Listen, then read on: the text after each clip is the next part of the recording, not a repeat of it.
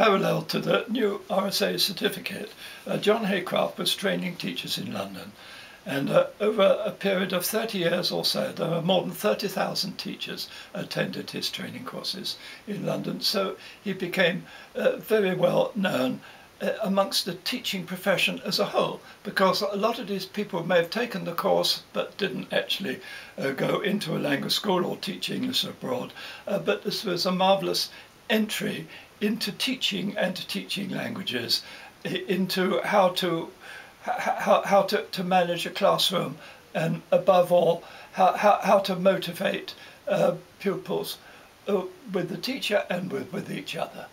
And this is a very important step, because teaching English as a foreign language was thought by Haycraft and by Ian Dunlop, and of course by myself, as not just a technical thing about knowing how the language worked, because that you had to know, but it was how to in a multinational classroom, how to encourage people to talk to each other and to make friends and to have a group dynamic. And you find that after a week with a successful teacher, after a week these people wanted to go out to dinner before. And there could be a manager and a student, there could be a Muslim and a Christian, could be anyone, but they somehow welded. And that, what I call the democratic classroom, where the teacher was not sitting on a podium with a chalk in his hand, but sitting at the same level as the pupils and struggling and learning together.